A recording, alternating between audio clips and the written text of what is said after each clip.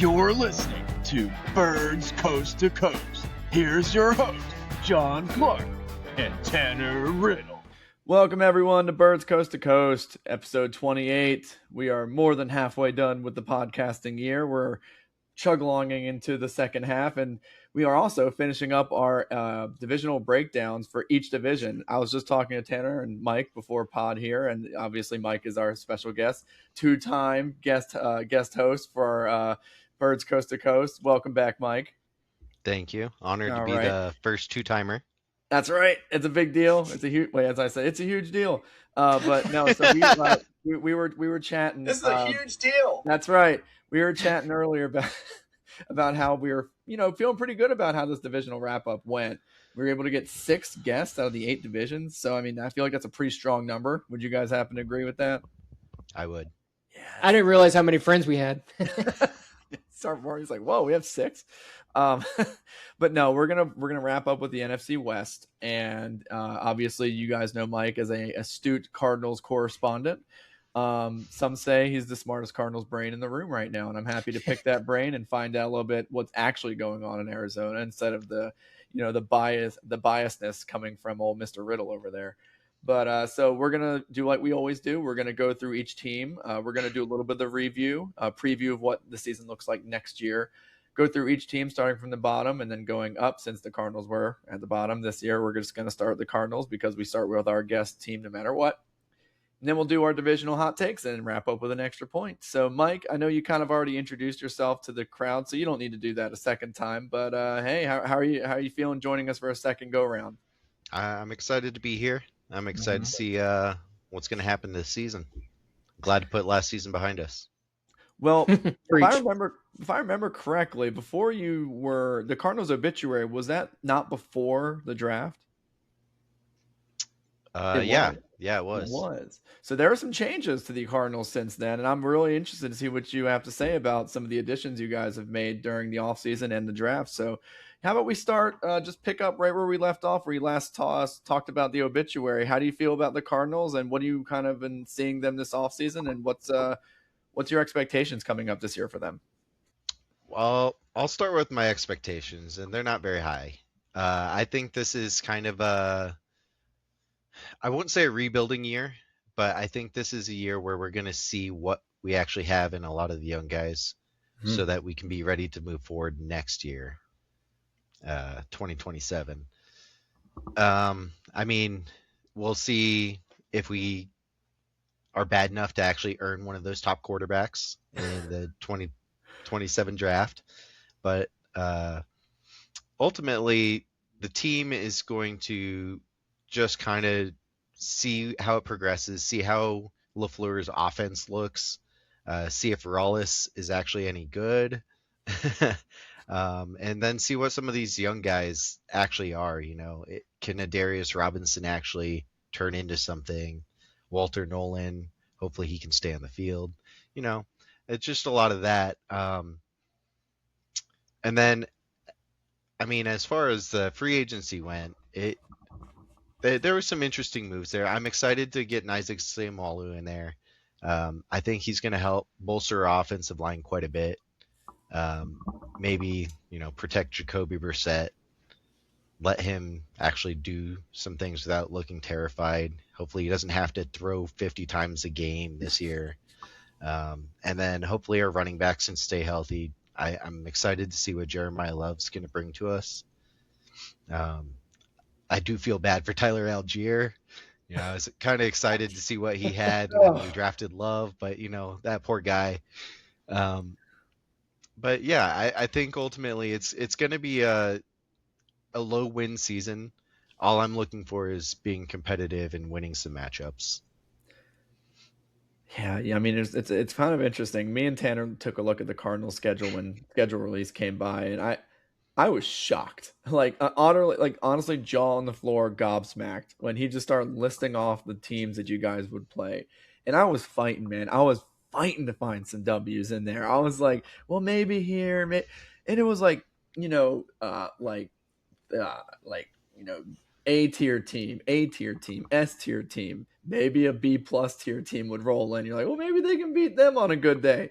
Like, this is a really insanely hard schedule. Like, as easy as the Patriots schedule was last year, like, Drake May got the schedule nickname. They need to come up with another nickname for this card, like the anti-schedule, because like you guys, which is crazy because you guys could like show market improvement and it might not just show up in the win-loss record because of how hard the schedule is. So I agree with you. This is a season where you just kind of have to almost take away the wins and loss records because it is just a ridiculously hard schedule and your timelines just aren't really like on a competitive frequency right now. It's such a good time just to take a look at these young players and see what you got for the next competitive Cardinals team, knowing full well that these wins and losses will just not necessarily matter in the long run unless you really, are looking to acquire one of those young quarterbacks. And honestly, the schedule is going to probably take care of that for you. Like, I think you'll probably be in position to grab one of those good young quarterbacks and your team may improve and still you'll be in that position. So maybe you'll have a situation where your team does look better, but you're still in good positions because you guys lost enough games because the schedule was ridiculous. Yeah. The only thing we have to worry about is similar to this year where we're up there with all the other bad teams. Our strength of schedule is going to be too high. We cannot tie with anybody if we want to beat them. That's a good point. Player. That's a good point. Go ahead, Tanner. Yeah, I was just going to it's interesting because we do have some good players. When I think about the worst teams in the league, I think about the Miami Dolphins. That roster, it's pretty bad. I think maybe they only have us beat maybe at quarterback. And honestly, we'll see with Malik Willis. I mean, I was interested in signing him in free agency. But really, other than that, that's the team that I would probably compete with for being the worst team. But they would be lucky to have some players that we have that are, I'm really excited about. But that schedule is brutal. I would say of the 17 games, we'd probably our opponent in at least 10 of them probably have Super Bowl aspirations. We're just not going to compete with that. And it kind of starts at quarterback. And that's unfair to Jacoby Brissett because we signed him to be a backup, to be Kyler's backup. And so to compare him to, league standards, being a starter is just kind of not fair. But that's kind of where every team starts when you come to hey, we're gonna have expectations of a playoff or not. And like Mike said, the schedule is so brutal from a tiebreaker standpoint when it comes to the draft. We're gonna have to earn the first pick. We are gonna have to be the worst. Because we happened last year, the top 4 picks last year were all 3 and 14. But the Raiders had the easiest schedule, so they got the first pick, and the Titans had the hardest, and by 0.001 percentage points. It was narrow, but that's why they had the 4th pick. So yeah, we'll be in the running just inherently because our schedule's tough, but we're gonna have to own it. As far as what I'm looking for this year, we're talking about wins and losses. I'm gonna just be honest. We have 3 teams who are wanting to win the Super Bowl. I'm not really judging this team based off wins and losses. It's just going to be individual growth. I'm seeing, you mentioned Darius Robinson. Marvin Harrison Jr. will be eligible for an extension after this year. I'm sure, honestly, I don't want to say I'm sure, but I would expect maybe we pick up his 5th-year option. Is he worth, my question is he worth it? Is he worth giving an extension to? Like you said, Walter Nolan. Mike and I watched the game, his debut last year, the Monday night game versus the Cowboys, and he was awesome. He's a game record. But then he had that late season injury. It sounds like it actually recovery time wise, might be on the positive end, the best case scenario. So we'll see how early he can actually get on the field. But it's pieces like that I'm really just going to focus on. Mm-hmm. I'll be looking at the record and I'll be looking at Tankathon throughout the entire year just to make sure we are where we need to be, but it's just about individual growth, is what I'm looking for. Yeah, I mean, I'm really looking forward to see some of these players actually be healthy for 1 year and kind of live up to their potential. Players that come to mind, I mean, I'm very interested to see how players like Michael Wilson take that next step, if that was just a flash in the pan season or if that's something that's going to be built upon, especially since he's going to have a contract, coming up soon. And what does that look like? I mean, is that going to be something where you're going to be commanding Alec Pierce type money, in which case bye Michael Ooh. Wilson maybe. Yeah, I mean, it doesn't take that Yeah. much. I mean, like you look at the Christian Watsons. I mean, Christian Watson hasn't sniffed a year like Michael Wilson, and he's still got that kind of money. It's insane. I will say, you're right. The Christian Wilson deal or Watson deal was kind of jaw dropping. Like, it was a lot of money for a guy who I don't think's had like 1,000 yards yet. But my understanding is that was a very incentive based contract. So if Michael Wilson wants something, on an APY standpoint, it might have to be incentive based. We were talking about Jacoby Brissett earlier, but what's different is he's going into the season in the entire offseason as the starter, which is something you can't say about last year. He played a lot, but it was supposed to be Kyler's team. Maybe the offense looks a little bit different, knowing that you're probably going to be the starter from day one. Obviously, he put up a lot of numbers. Maybe a lot of it was game script related too, just because we got down 14, 17, 21 points by halftime that we're going to throw 50 passes a game. And maybe that it's just what makes the Michael Wilson thing so interesting is where on earth do we actually value? How can we put a number on him? I like him. I really do. I think he makes our team better, and I want to keep him long term. But I have no idea what to expect, price wise, what he's asking for.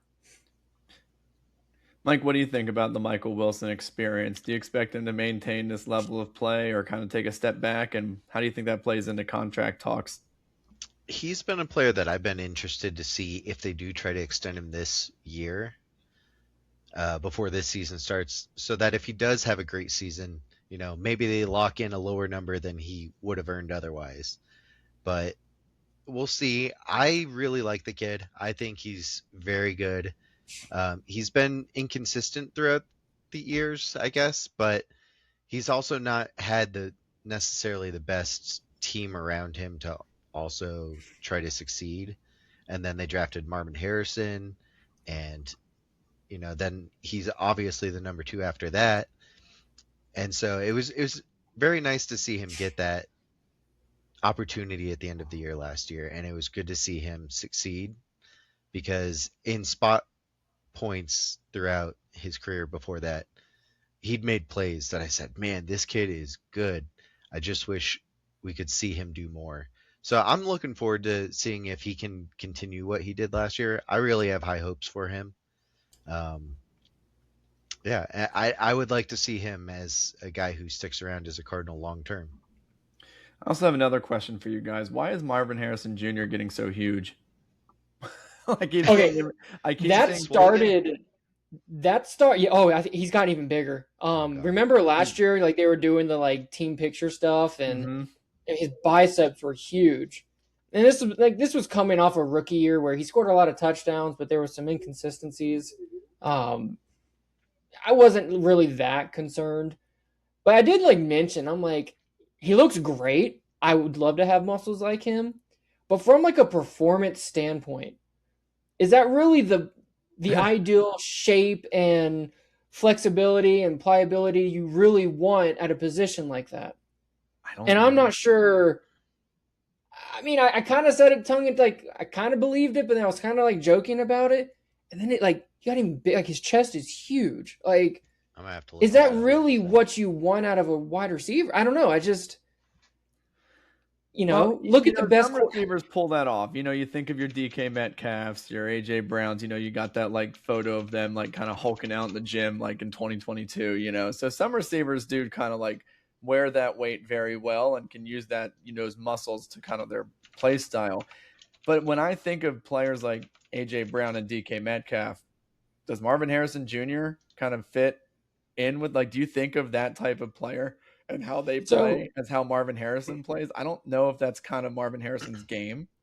The best case scenario for that kind of body build is AJ Brown. You can see that he's kind of a running back. Yes. And I don't think from a route perspective he's that limited.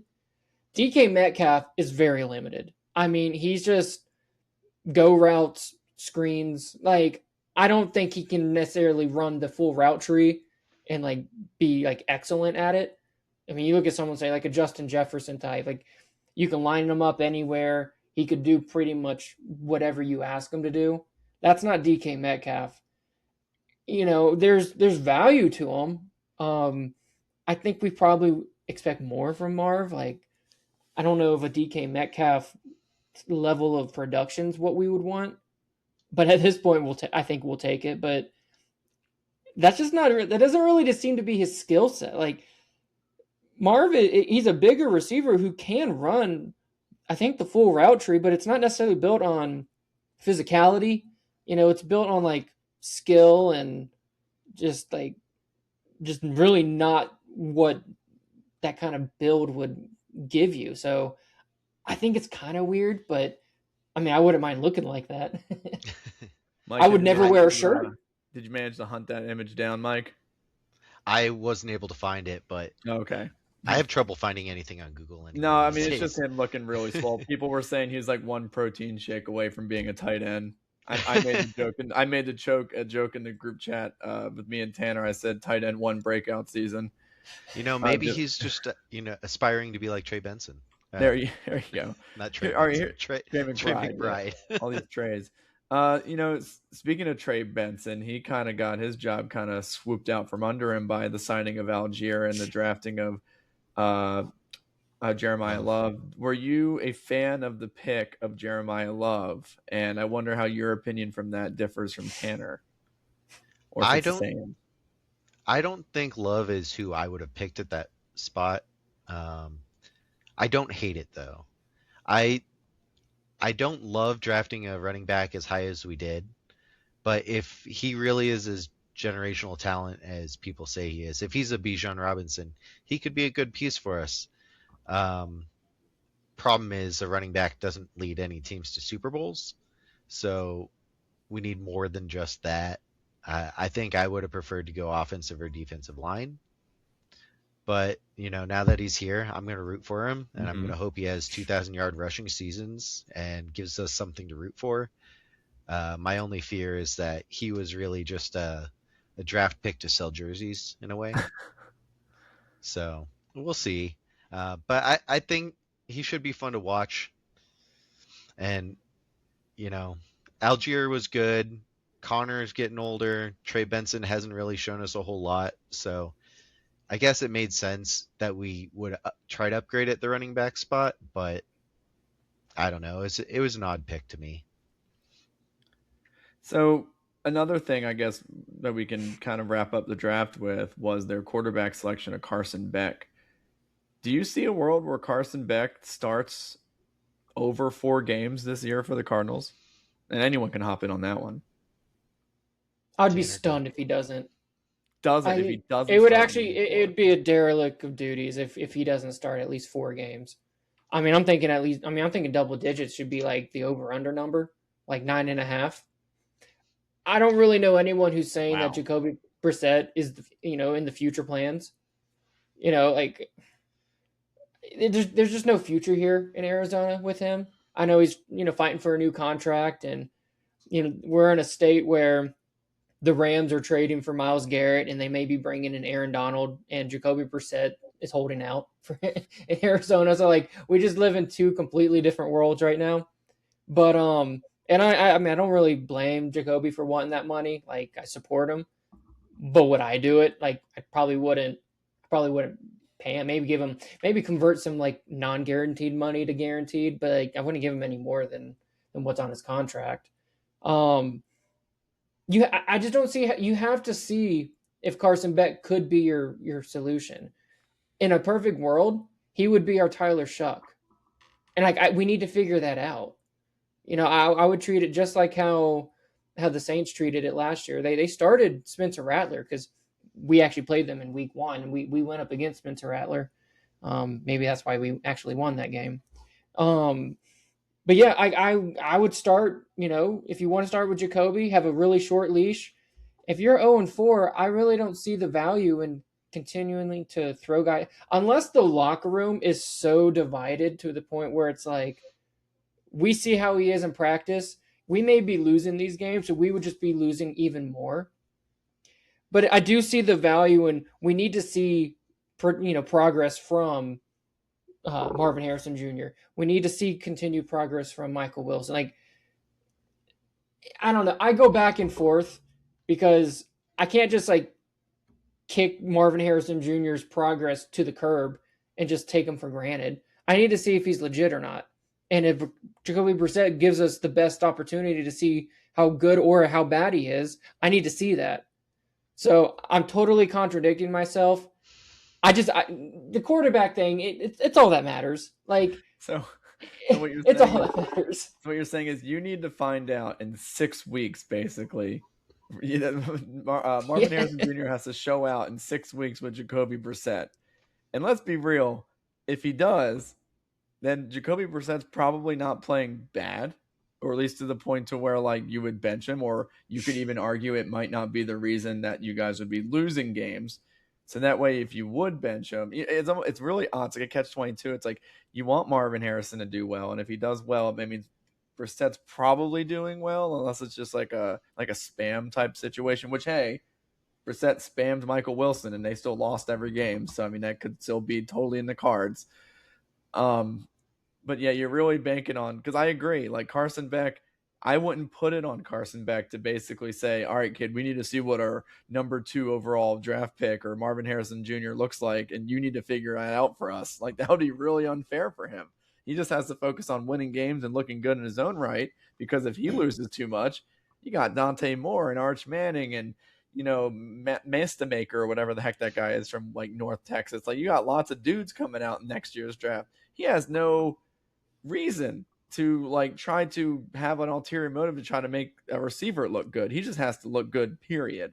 So yeah, I kind of do think you need at least 8 games of Carson Beck to probably make that decision. Hopefully it's 8 games of like, maybe not. I'm really hoping when he gets in, it doesn't become like evident that it's like in 3 games he's not the guy. Because sometimes you can just tell, like super quick. It's like Josh Rosen, like you just know. Like the Cardinals didn't, and kudos to the Cardinals, they didn't take time with Josh Rosen. In a league where teams hold on to their guy, or used to hold on to their guy, they were like one of the first teams that cut bait and ran quickly. And I think a lot of people kind of saw that as like a type of thing. Whereas like now that's like the norm. Like if you don't got the guy, teams will just get rid of you. They have to move on to the next guy quickly. And I think the Cardinals were actually pretty forward thinking in that mentality pretty early before everyone else was doing the same thing. So my theory on that is actually the rookie wage scale, because there's nothing more valuable in the league than a good quarterback on a cheap deal. And you only have so much time to take advantage of that before next thing you know, they're going to be making $60 million a year. And then you get like a Trevor Lawrence type. Mm-hmm. And you're not going to feel as like, there's a difference between Trevor Lawrence when he's super cheap and Trevor Lawrence when he's making top 5 money. Yep. Right. And I think that's actually what expedites we need to know now, because we can't wait till you're making too much money. Whereas back in the day when, you pay Sam Bradford $80 million guaranteed before he's ever taken a snap, the money's like, it's in there. It's like, it's a sunk cost. So you can't really do anything else anyways. So I do think, go ahead. No, go ahead.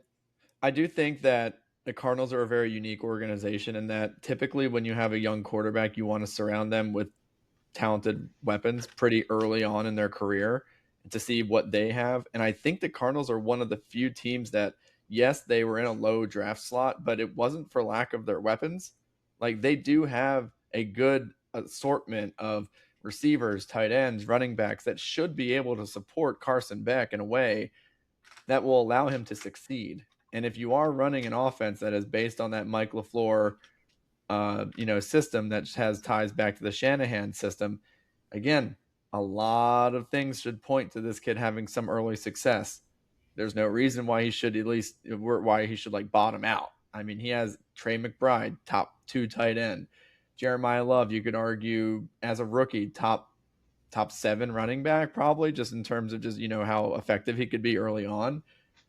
I mean, the pairing of Wilson and Harrison, I would argue, is a top 10 duo in the league. I think that's a strong duo between the two. And the offensive line has been plugged in with solid veteran signings and, top draft picks like Paris Johnson. The kid should come in and have some success. And if he doesn't succeed, move on. Yeah, I'm more in the other camp where I don't think he's going to start double-digit games unless he really looks good in practice and training camp. Because if he doesn't look good in practice, don't put him out there. Mm-hmm. Like Tanner said, we need to see what these other guys have. I think it's more important to build the rest of the team because we're going to be looking at quarterback next year. Unless Beck comes in and he's actually like the next Shuck or something along those lines, we're going to be taking a quarterback at the top of the next year's draft anyway. So I want to see more of what the rest of the team has than Beck. I think he's more likely to end up being like a backup for us behind the next guy. So if he's ready and he's looking good, yeah, put him out there. But otherwise, let these other guys develop with a quarterback who's had time in the league, whether it's Brissett or even Minshew. He's not stellar, but he's been around for a while. I think our greatest fear is at the end of the year, we have that bye week, and then the next 3 games are the Jets, Saints, and Raiders. And if Beck comes in then, and he looks good against those 3 teams, and suddenly the Cardinals convince themselves this is the guy, and they decide to not go quarterback next year, oh man, that's going to be terrible. Yeah, you don't want to find the middle ground. I 100% agree with everything you said. Like, if he's not looking good in practice, don't force it. I don't think there's any need to. I wouldn't expect him to look terrible. He's coming off of like 40 career starts. He's done a lot of winning. Like he came in as like a highly touted recruit as well. Like he started at Georgia and he was one of the top transfer portal guys the year that he went to Miami. I would be shocked if he looks completely incompetent in practice too. But I'm with you. Like if he's not looking good, I mean, there's no reason to force it. I don't think we have to do that. I actually didn't think about your scenario though. If he comes into that like somewhat of a weak stretch and he actually looks decent, and then we go draft, I don't know, like another wide receiver in the first round next year. Like we no. Like that just actually terrifies me. I actually never crossed my mind that could actually happen. Yeah. I always thought it was either we get the first pick and we get to choose what quarterback, or we're going to trade a boatload to move up in the draft. Like it never crossed my mind that we wouldn't take a quarterback. Tanner, it's kind of wild to me that you've been a long-term fan and it doesn't cross your mind that the Cardinals could make a silly move like that. I guess it's more recent that we actually took a quarterback in the first and back-to-back years than we just kind of like how many years under Kyler were we truly interested in another quarterback? I don't really think there's that. Like I know he's had his doubters, but even the doubters weren't expecting a quarterback. Yeah. It just I guess you could say we've had a luxury for, the last 7 years or so, however long it's been, knowing like we have our quarterback. You would think the roster would be a little bit stronger given we don't have to address that position. Usually you can take advantage of that. But yeah, I don't know. Like I wasn't thinking about not taking a quarterback. It's crazy how we went this entire 30 minutes and didn't say Kyler Murray's name once. That's insane. I mean, he's already gone from my head, man. I know. I will say, I think Mike and I don't know if we're in the minority, but I think we're more in line. I think I would have gone another year with Kyler. I don't think you. Oh, you wouldn't have. No. You okay? Well, I was ready for him to be gone. I said, take our medicine now. Cut him. Take the dead hit. I already said 2026 is going to be kind of a dead year for us anyway. So this is the year to. You think Kyler in this offense would have been a dead it would? I don't know, but I was tired of watching him. I hope he's like I don't know about Minnesota, but I don't want him here anymore. Interesting. Because of like nuts too much. I mean, he drove me nuts too. It was the consistently inconsistent nature of his play. I think the best version of Kyler, I think actually was that Rams game 2 years ago. I think that was as good of a quarterback in the league as there is. Sure. I mean, that quarterback wins MVP, but it was too far in between, like, that we had to go to, like, get that. I mean, and I get the little things. He's scrambling out, and then rather than throwing the ball away, he just kind of runs out of bounds for a 2-yard loss, and you're just like, why can't you just throw it out of bounds? You're not afraid of hurting your completion percentage, are you? Like, we're not really afraid of that, are we? Like, why are we taking 2-yard losses for no reason? I mean, it also goes against your rushing stat, so it's not like it's good either. I'd rather have an incompletion. He had his limitations, I guess, but I would have given it, especially with a new coach. But if the new coach didn't say, like, he's like, I can't work with this, it's kind of weird why he took the job, because contractually, Kyler's going to be part of this team, whether he's there physically or not. Like, his dead cap hit is on the books, and there's a little bit of dead cap next year too. So it's just a weird job to take if you don't think you can work with him.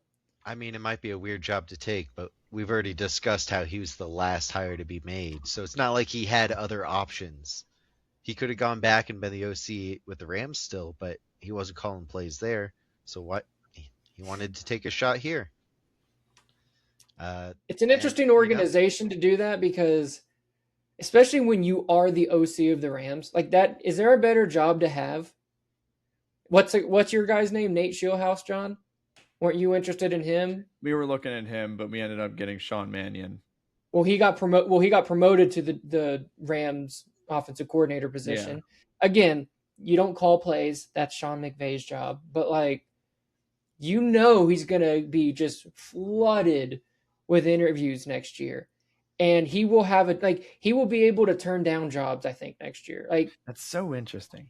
I remember back when Doug Peterson was the head coach for the Eagles, and this was after we won the Super Bowl, mind you. This isn't like, like late stage Doug. This is like Super Bowl, like postseason, after maybe one season after 2018, 2019. People were really concerned about our ability to attract offensive coordinators because of that reason. Used to who doesn't want that job as the offensive coordinator for the Rams, even though you don't call plays. Well, people in Philly were like, who would want to come here? You can't make your name out in this offense because Doug is over here calling the plays for you. It's not really your offense. It's Doug's offense. So what team would want to look at you and, give you an opportunity if you're not even able to show your stuff as a play caller? So it's interesting how it's the same situation. And again, Super Bowl winning head coach, Philadelphia Eagles, Doug Peterson. This isn't just, some random guy. There was obvious success and reasons to be, thinking that this was a successful organization with an offense that made sense. But for the Rams, it's, everyone wants this guy. Everyone wants this job. It's under Sean McVay. Even though you don't call plays, it's the ticket to the next team, which has happened. I mean, every offensive coordinator for the Rams seems to have gone off and had great success, but it didn't seem that way for us. So I guess it is more of a who it is instead of a what the situation is type of thing. It's got to be a Philly thing, because we do that. I was gonna say, well, it's an age thing. Everyone wants the new, young, good-looking, offensive-minded head coach. They want the Sean McVay, the Kyle Shanahan, the Matt LaFleur. Kingsbury? The Cliff Kingsbury. He didn't even win, and he got a head coaching job. But if you remember, when we hired Cliff Kingsbury, the thing you kept hearing is, he's friends with Sean McVay. Yes. So it's just Sean McVay. He's got the Midas touch to him. He makes. But the one team I would say that the rule doesn't apply as far as the young part is probably Kansas City with Andy Reid. He's not really a young whippersnapper, but yet how many of his offensive coordinators got jobs? Lots. All of them except Eric Bieniemy. I think that must be because you're right. There should have been a time where what the Eagles were doing were, it's revolutionary. They kind of, their version of the Wildcat, with the RPO, it kind of became mainstream because of them. Mm-hmm. Now, what was the guy, who was the OC for that Super Bowl team, the 2017? That was Frank Reich. Frank Reich? He did get a job, though. He did. Now, the question was, who's going to take this job, who's going to take this offensive coordinator job, knowing that it's Doug's offense and he's calling plays. Because the idea is like an offensive coordinator might take this job to then springboard himself to be getting looked at as a head coach. And if no one's looking at him and saying, well, you're not calling plays, then, why are we going to give you a chance if you're not able to call plays? I can't explain why they would be treated differently then. I don't know. I mean, that is your question. I don't have an answer. It didn't work. And I'll tell you, not many of our offensive coordinators, again, none of them were really that good. After that, it was, oh my gosh, who was the guy who went right after Frank Reich? Oh yeah, it was like Press Taylor. It was like Doug's friends. Ooh. Yeah. It was those guys who really just kind of flailed out, didn't really do well, and then they brought in like Rick Scangarella, just some random like retread old guy.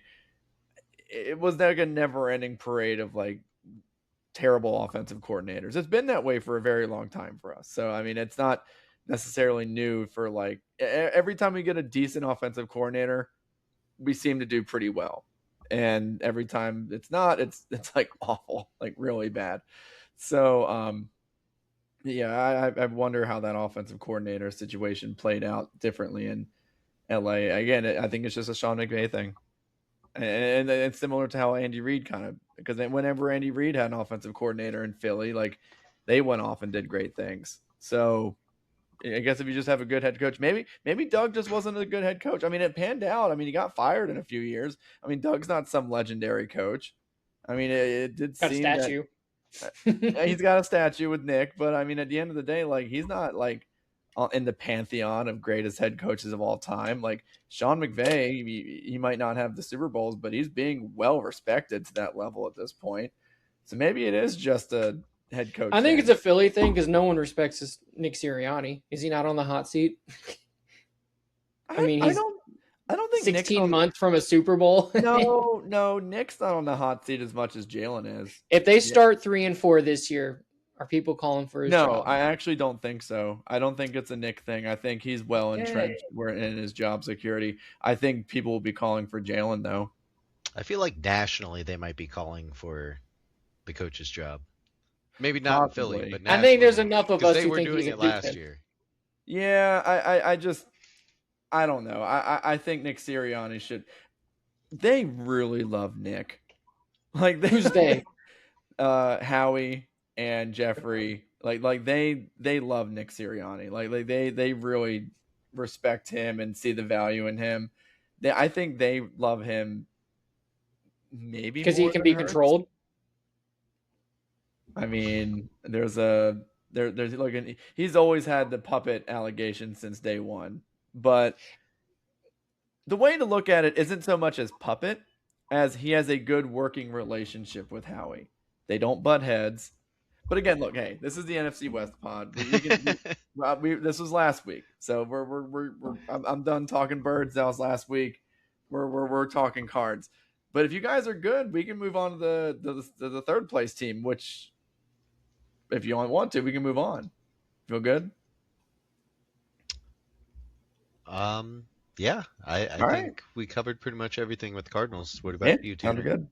Cool thing about the next place team is you guys went from like, oh, the Cardinals, top 5 pick in the draft to 12 wins, 49ers. Although the 49ers were a very deceptive 12-win team. Looking at the insides, the schematics of this team, it didn't necessarily function as well as you would think. Their running game was poor. Their defense was injured, half to death, and it wasn't very effective, and they couldn't generate any sort of lick of a pass rush. But somehow they scrapped together 12 wins in a very tough division. How do you think that happened? Hey, John, can we actually take a break real quick? I have someone at my door. Oh, sure. Let me figure this out real quick. Yeah, just pause. Me and Michael go. Yeah, you go do your thing. All right, Mike, what do you think happened?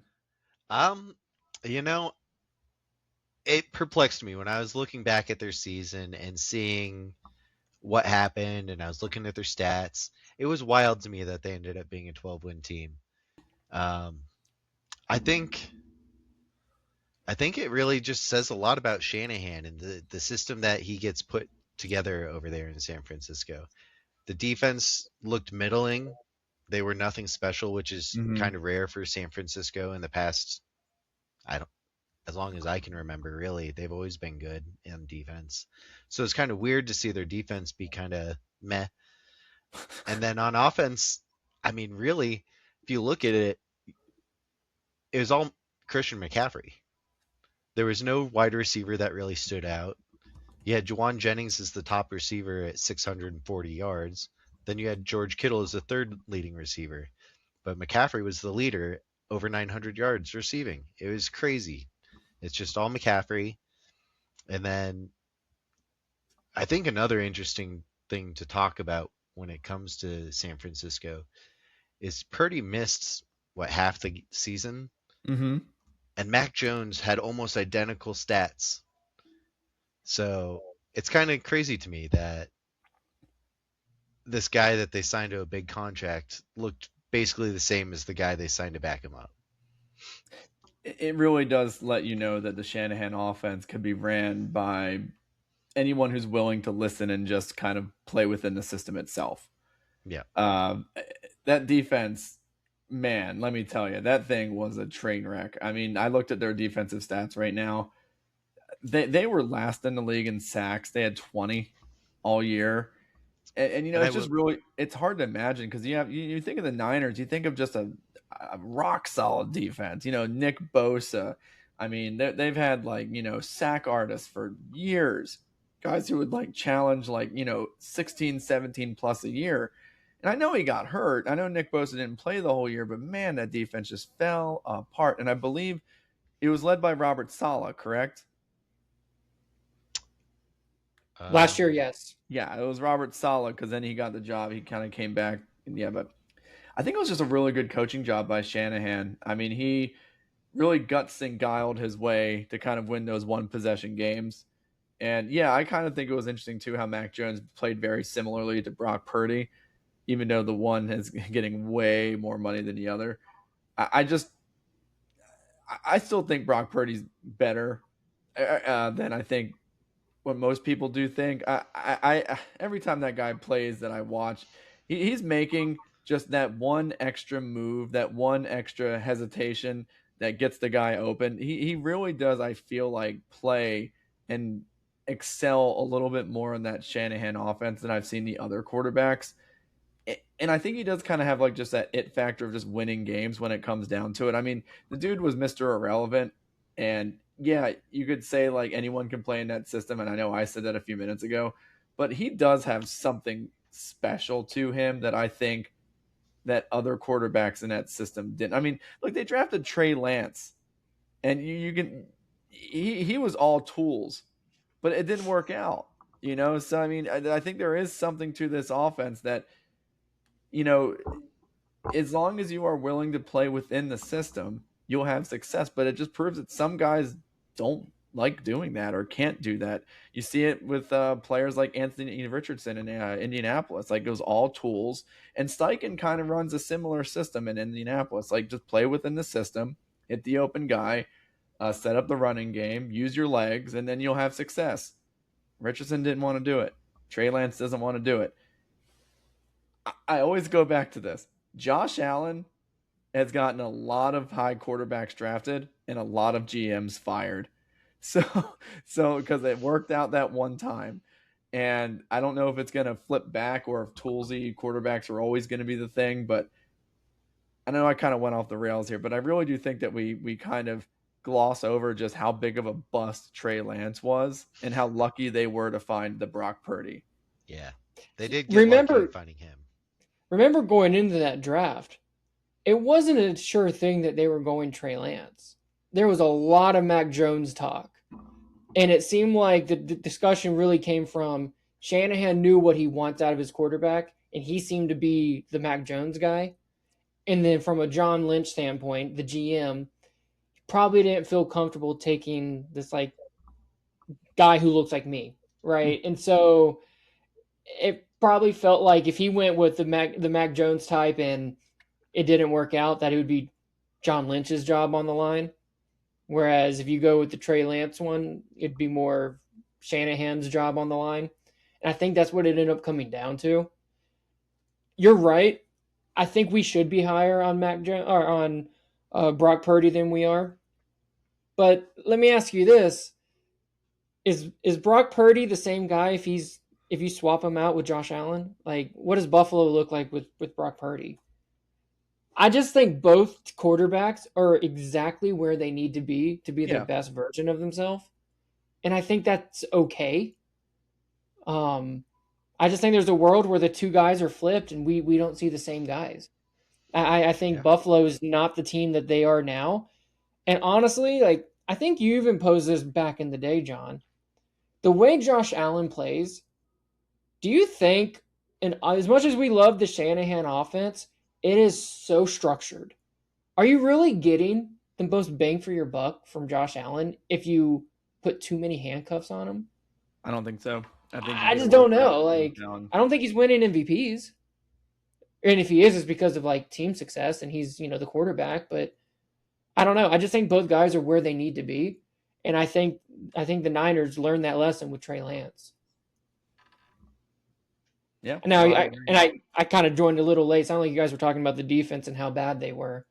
I will say that's not the defense of talent, like the group of talent that they seem to have had the last decade.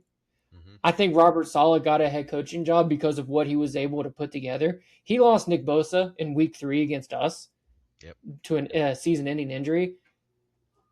I mean, he was able to rally that team. Like, from what it seemed like, that team like rallied around him. Yeah, Kyle Shanahan did a good job because, the Niners had issues on offense as well as far as like injuries and whatnot. But I mean, that was a coaching effort last year. Like, it was probably the best version of coaching in the entire league. And I think that's why both guys, one is seen as a top 5 guy and the other got a second opportunity to be a head coach. Because obviously his first chance wasn't that good with the Jets, but I think that might say more about the Jets at this point. Do you think they have a real chance to win this division next year? I'm not predicting it, but I mean, is it crazy that they win 12 games? I don't think so. I kind of use like 12 as like most teams, the winner's probably going to be around the 12 win mark. Can they do it? I think so. So I think they could. I don't think I'll predict it though. Yeah, I'm with Tanner 100%. I could see it happening for sure. I mean, we talk a lot about Nick Bosa, but they also lost Fred Warner in week 6. Mm-hmm. And I know he's just an inside linebacker and the positional value, but that guy is a stud. Yeah. I think he makes a huge difference. So with him and Bosa coming back and some of the key additions that they made in general, I mean, they added Mike Evans. I know he's over. I like that move a lot. Man, what a good receiver. I'm not looking forward to seeing him twice a year. Mm-hmm. So, I mean, yeah, I think absolutely. San Francisco has a real shot at winning this division this year. All right. I think they were good with a middling team, and they've only gotten better, in my opinion. Cool deal. All right. I think that's a pretty good chat on the 49ers. Let's take a detour a little bit and head on up to the next place team, the supposed best team of all time. There is no chance they'll ever lose a game this year. They will never lose a game for the rest of time. They've already won the next 5 Super Bowls. The Los Angeles Rams. Do you guys actually think they're as good as everyone thinks they are? Or do you think there's a chance that they don't necessarily live up to the hype? I mean, when you add Trent McDuffie and Myles Garrett, it's hard not to be hyped. But how are we? I think they are. I think they're as good as everyone's hyping them. I think they're very good. I think they might be thin at key positions. I think if anything happens to Stafford or the offensive line, we could see a disaster. Or Puka. But, it's. I think they have a real shot at. I mean, we said it with the Niners, but they have a real shot at this division as well. You've got such a stellar offense that was great last year. Their defense is good. They've only added to it. We keep hearing rumors about Aaron Donald might come back to play with this group. I mean, what a nightmare for anybody playing against that defensive line if that's the case, and he's actually still decent. I could still see Aaron Donald being good. I could still see it. You have a top 5 coach, probably top 3. You got the reigning MVP at quarterback. You added Myles Garrett. You can argue if that was smart and how much of an upgrade that is over what they gave up, but we're talking about solely this year. And for this year, he's clearly an upgrade. You added Trent McDuffie, and you might add Aaron Donald, and I'm not sure what you lost. You were in the NFC title game last year, and you easily could have won it. And if you did win it, you're probably winning the Super Bowl. I think the hype's justified. And it doesn't hurt that the Super Bowl is in LA again. And last time that happened, they won the Super Bowl. I don't think that's a coincidence that they go all in on these 2 specific years. I know what you're thinking, John, because you think it's a little unjust. Like, what have they done to really earn passing up on the Seahawks? What have they done to earn passing up on the Eagles? Like, there's other teams that they seem to have just jumped over, like the last 2 Super Bowl champs. But they were right there. I mean, almost beating the Seahawks last year in the playoffs. They gave the Eagles the best run that they, faced in their Super Bowl run. Like, they're right there.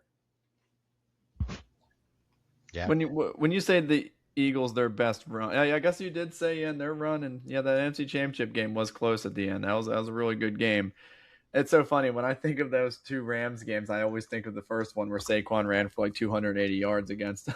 like I was like, oh, we whooped them. Like, what are you talking about? Then I'm like, oh yeah, that snow game. It got close late it was weird. That was a weird game. That was a weird game. That was a very odd game. Sometimes I just feel like that snow game was just so odd because of the snow. You just have to throw it out. But just like you can't really take much from it. But then the next year comes around and we're down 19 against them, and we end up sneaking out that victory too on a blocked field goal at the end of the game. We don't lose to the Rams often, so I always feel like must be nice. and I can't recall the last time we've lost to the Rams. I think it was like this. I can. Last time we lost.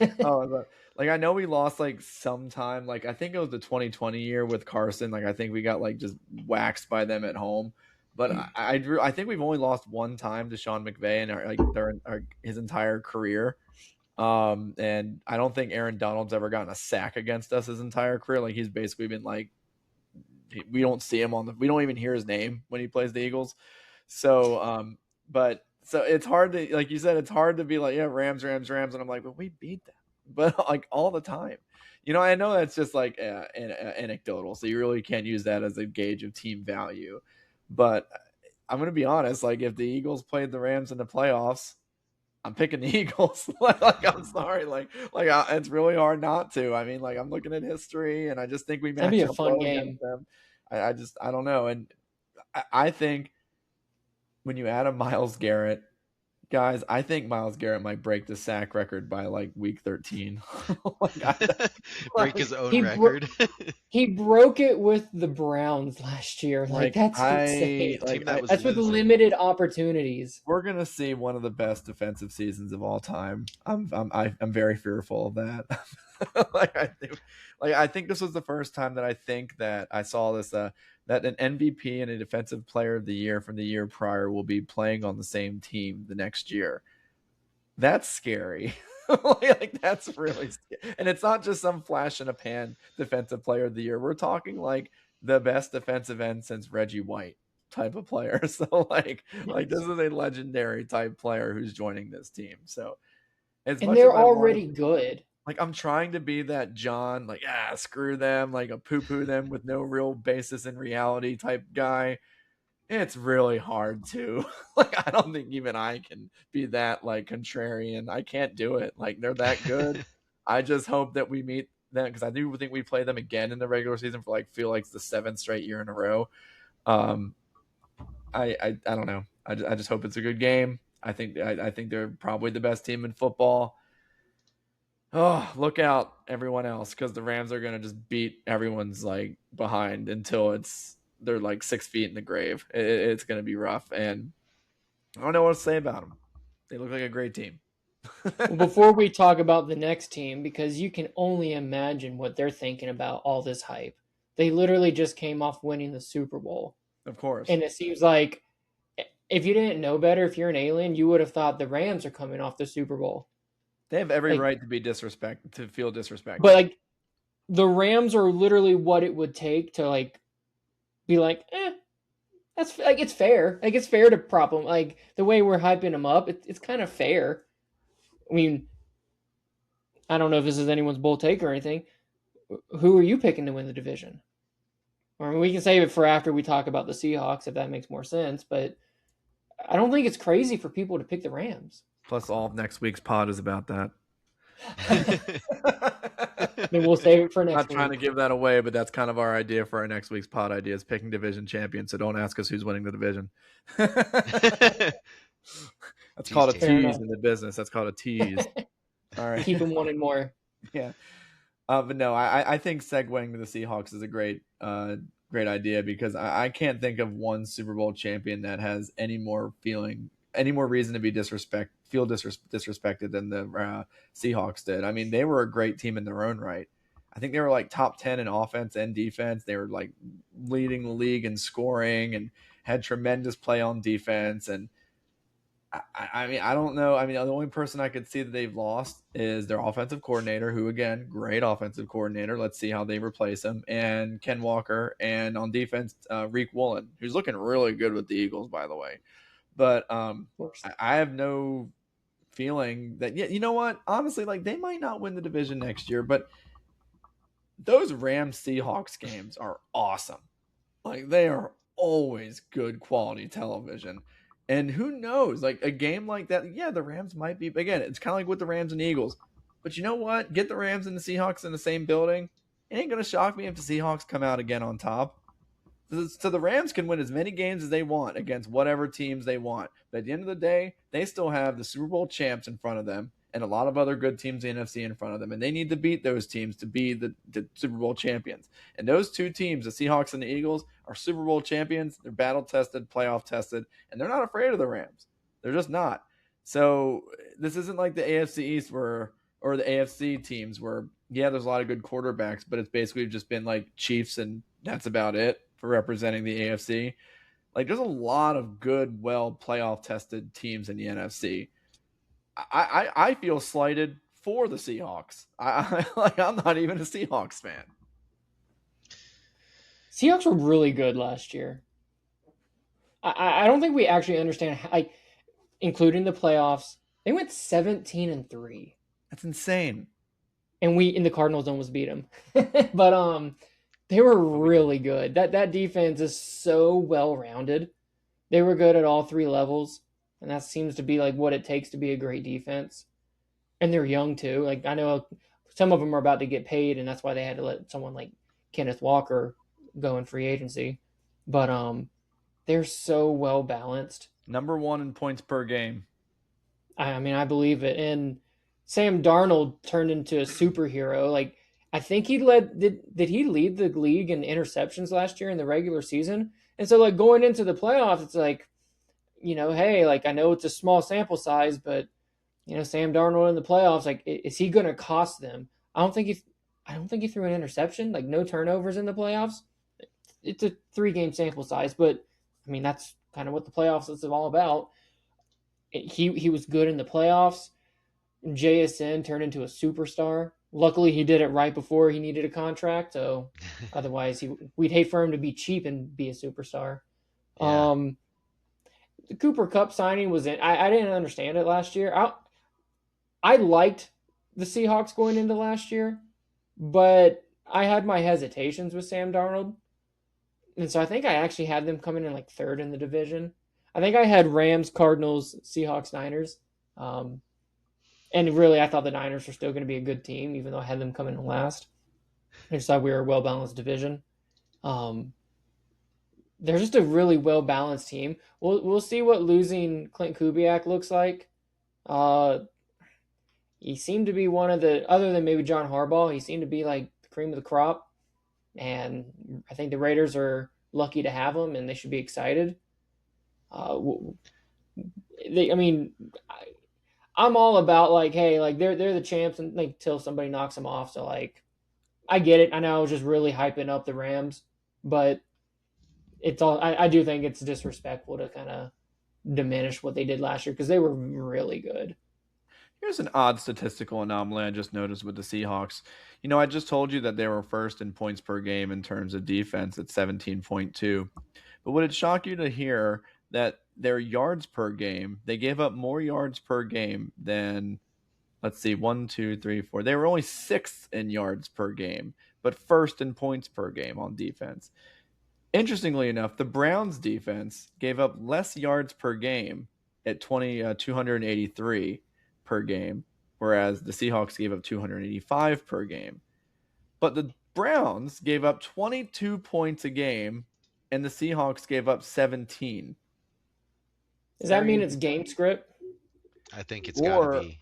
Because when you score early and you get ahead, you're more likely to run the ball, and Browning's not going to get you as many yards. I don't know. Well, I was going to say, or the Browns just turn the ball over and give a bunch of short fields to the other team, which means even though you can have small yards per game, but you could still give up points. But you just said Sam Darnold had a ton of interceptions. So you would expect some of those would give out less than fruitful field position opportunities. So I don't know, just a weird statistical anomaly. But no, you're right. The Seahawks were first in defense, and they were third in points per game on offense. I mean, they were blowing teams out. Yeah. So, I mean, they're a good team, really good. It's really hard to really wrap my head around how these two teams are being perceived right now. Yeah, it's all I know is it's not fun being a Cardinals fan watching these other three teams around us because you can't see a path. A lot of years when the Cardinals have been down, I say, well, there's a path. We could get a wild card spot, but with 6 games against those three teams, that seems like 0-6 right off the bat. Yep. But you know what? That's good for you guys because at least the Dolphins have the Jets. So do we. Like that's always you're always gonna have a chance with them. That's true. Now there have been years where we've been a good team and we've been in this situation, and it's just like, wow, we can't catch a break. So if we're gonna be bad, or if there is gonna be a year where the division's just as stacked as it is, go ahead and coincide it with the year that we're supposed to be really bad. Oh, absolutely.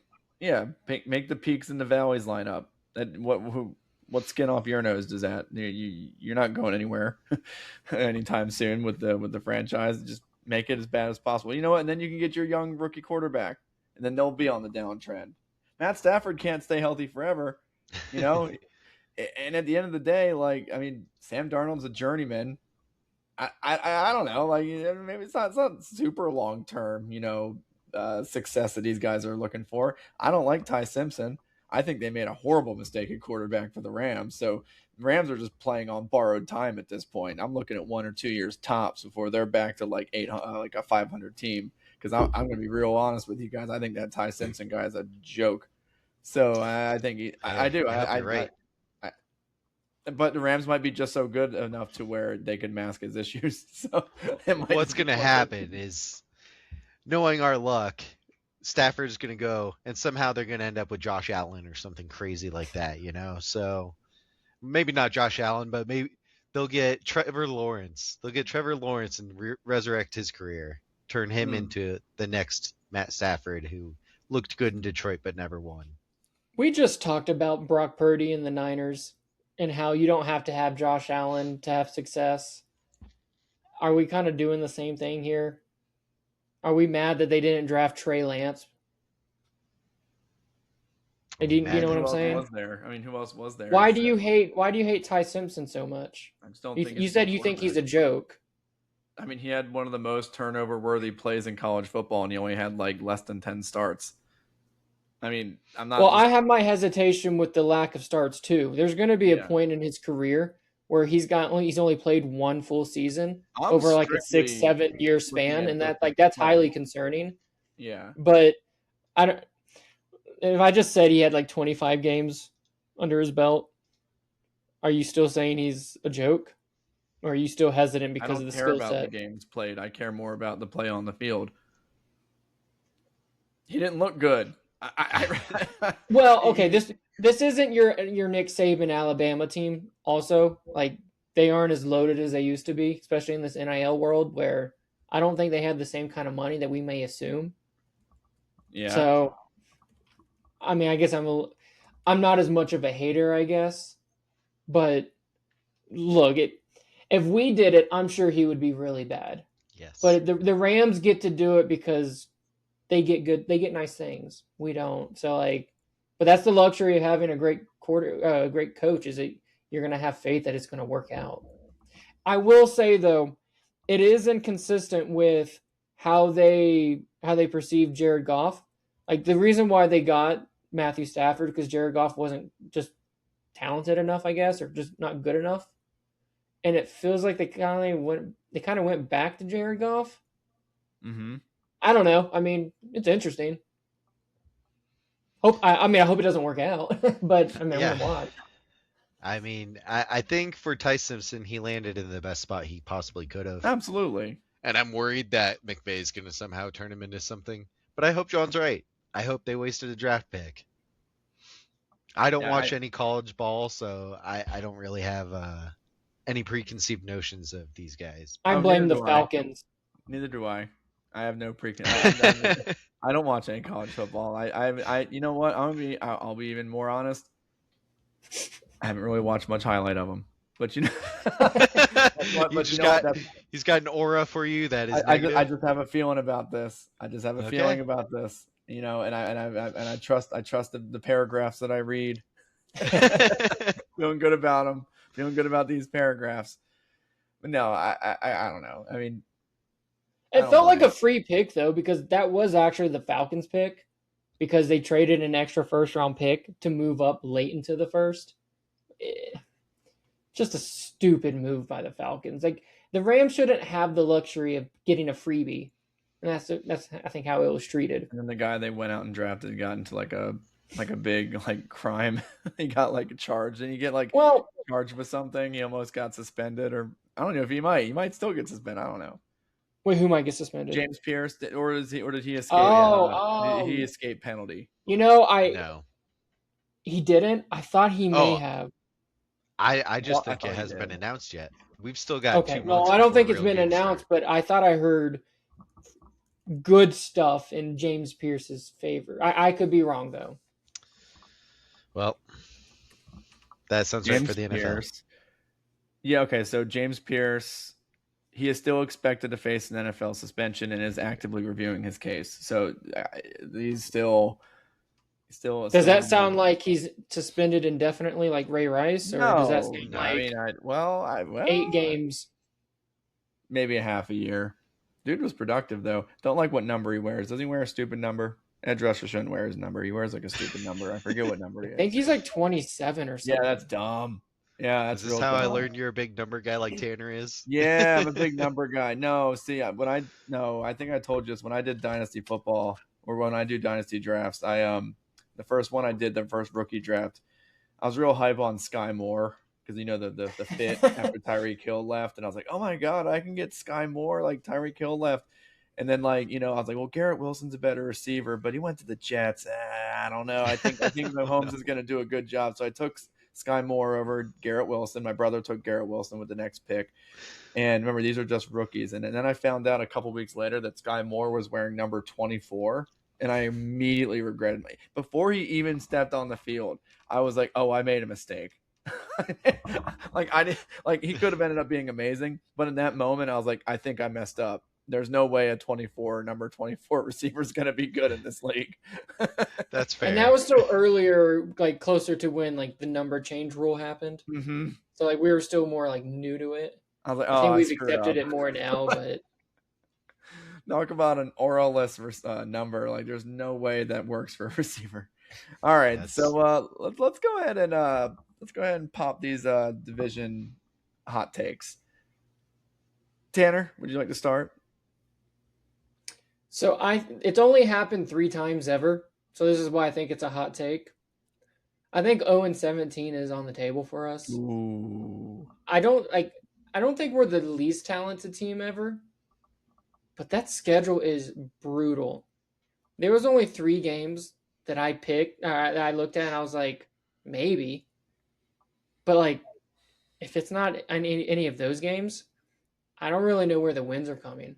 Mm-hmm. The 3 games were on the road at New York, the Giants, and then the 2 home games were home to the Jets and home to the Raiders. I think all 3 of those teams are better than us. I don't know. I think 0-17 is on the table. All right. I think I totally see that being a potential, just based on the schedule being that difficult. I mean, really, you're just looking at a few coin flip games going the wrong way for the Cardinals, and then everything else just going chalk. And is that totally out of the realm of possibility? No. So yeah, Now I you totally tell. think that could happen. Now you tell me. We go 0-17. Do we get like an Eli Manning thing going on? Does Oh. Arch Manning go back to, because I think he has an extra year of eligibility. I don't think it like. Well, did you guys? There was an article released. I know this is off topic, but there was an article released from Eli Manning talking about how that all went down, and like gave us some like background information about why there was such an issue. It was completely Eli's reasoning or fault why he didn't want to go to the Chargers. He apparently went to like a dinner party with some of the Chargers brass, like ownership and GM at the time, and he really felt put off by just the way that the individuals were talking to each other, and he said that they felt like they just hated each other, and they didn't feel like they were going to an organization where people were like smart or connected or cordial with each other. Apparently the dinner parties went bad. Apparently the GM, the owner, the coaches were all just kind of like, kind of bickering at each other, and it just was awkward, apparently, Eli said in the article.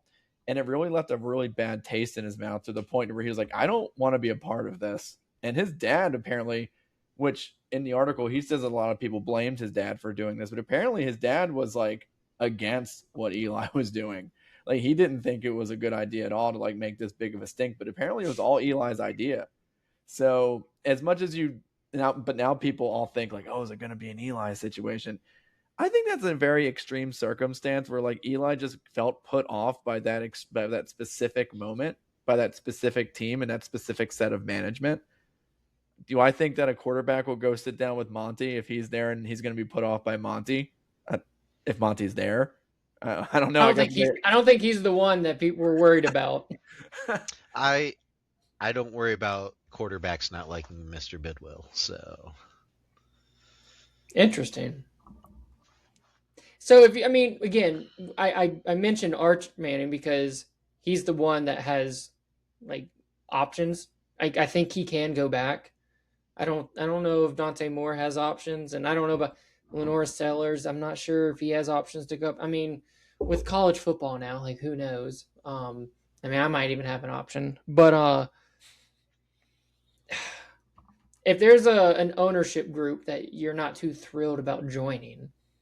You said you're not worried about quarterbacks not liking Mr. Bidwell. Like, is there anything in particular that makes you think that, or?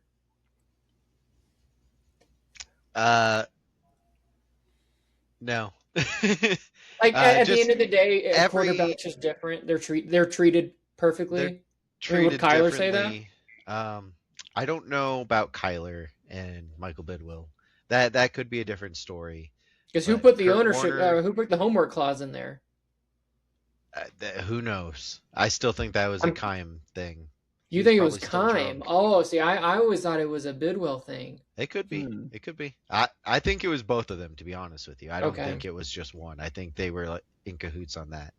But Kurt Warner loved Michael Bidwill, still loves him. Carson Palmer loved Michael Bidwill. So, I don't know. I don't get the sense that Michael turns off too many of the, well, maybe this is a controversial take, but I think the white quarterbacks like Michael Bidwill just fine. Ooh. What if I told you that Bruce Arians was more in charge of the organization at the time, and Bidwill took a step back during that era? Is that fair? I mean, yeah, Bruce did a lot of that, but if you've ever heard Carson talk since he left the Cardinals, he still has a really good relationship with the Cardinals, and none of the coaching staff or front office are still there. So it's clearly Michael Bidwill. Interesting. Also, when you have a positive like experience, that was our winningest era of ever in the team Yeah. history, and he was the quarterback of it. And it's probably the best success he had in his career. I It was his really best. know It what was. he did in the Bengals. I mean, he was good, but you have to, in baseball when you go into the Hall of Fame, you like pick a hat. I do wonder if Carson, hypothetically went to the Hall of Fame and had to pick a team. He's not picking the Bengals. No, he'd be a Cardinal, right? He's definitely not picking the Raiders. But he hated Cincinnati. The reason why he left is because he had disagreements with them. He was willing to retire over it. Yeah, I mean, you're right. I have heard him do a couple interviews here and there, which is a little surprising. That doesn't really seem to be his vibe. But I mean, I've heard him get out. His brother's real active with like coaching young quarterbacks. Carson's always been pretty laid back guy. Yeah, I mean, you're right. He's been positive. Obviously, I don't think the Kyler experience was. I don't think Kyler had that same experience. I don't think he did either, but I think Kyler's kind of a different personality than a lot of other quarterbacks that we've had around. All right, so if we have the number one pick, you're not worried about not getting your choice. No, I think if we draft Arch Manning, if we have the number one pick and we take him, I don't think we have any worries that Arch is going to say, no, I want to go somewhere else. I mean, if you think about it, these guys, especially a guy like Arch Manning, who's got family connections to other NFL players, he'll talk to a Kurt Warner, a Larry Fitzgerald, a Carson Palmer, these types of guys. And all of those guys love Mr. Bidwell. So I think he'll say, yeah, I'm okay with this. So I'm not too concerned. Can you imagine a Manning throwing to a Marvin Harrison? It's hard to imagine, but I just feel like I would like it. I think that'd be fun. It would be. All right, Mike, what's your bold prediction for the NFC West? Well, I don't know. Tanner can tell you I'm not the best hot take artist around, but okay. And this one's not even necessarily like something as big as Tanner's, but my bold prediction is that one of our running backs is going to get traded before the start of the season. Oh, bring me Algier to Green Bay. Bring me Algier to. I feel like it was going to be Trey Benson, but I think it's going to be James Conner. Oh. Actually, I hope it is James Conner. You know what? Jeremiah Love. Well, no, that's the only one I know it's not. Can I pick a team for James Conner? Yeah, go ahead. Green Bay. Yeah, that's the one I picked too. My pick. Yeah. With this whole Josh Jacobs thing going on, I don't know what's going to happen with him. So I think James Conner's the more likely option to be gone or traded. But I think there is a world where Green Bay will offer enough that the Cardinals will say, yeah, you can have Tyler Algier. And then I'll be happy for Tyler, to be honest. But, I don't do a whole lot of social media, but I do see some of the Cardinals stuff. Tyler Algier's in every video I see. And I haven't seen James Conner all offseason. So I think that really says a lot, at least to me. Maybe it's just the social media people, but I feel like they have kind of an insight into what's really going on, just a little bit. And I think it's more likely that James Conner's the odd man out this year. What's the trade compensation? Oh, I have no idea. Tanner, you know I'm horrible with that. If for James Conner, I think it would be a 7. Yeah. For Tyler Algier, I don't know. All right. You mean they asked him to take a pay cut entering free agency, and then they go draft. They go sign Algier, and then they go draft Jeremiah Love. I mean, that's not unheard of for a veteran coming off of a major injury. That happens. No, but he's been the Buda Baker of our offense for the last 5 years. Absolutely, he has. I love him. He's a great guy. I just think this is the time that it's going to be for him with the Cardinals. I think he's going to have to go elsewhere to continue his career. The Ravens with Calais. Hey, that'd be fun. Hey, what about I want to see him playing. Minnesota? I want him to take meaningful snaps. Oh, that would be funny too. All right. Just meaningful snaps. So my bold prediction, I guess I've been thinking about it as you guys have been talking.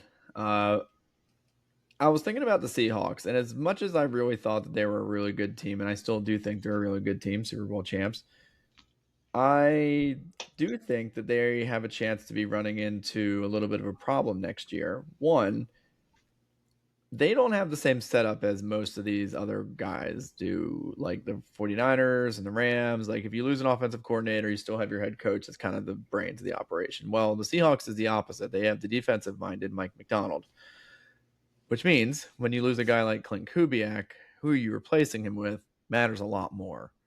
So I do worry that the Seahawks offense won't look as good as it did this year.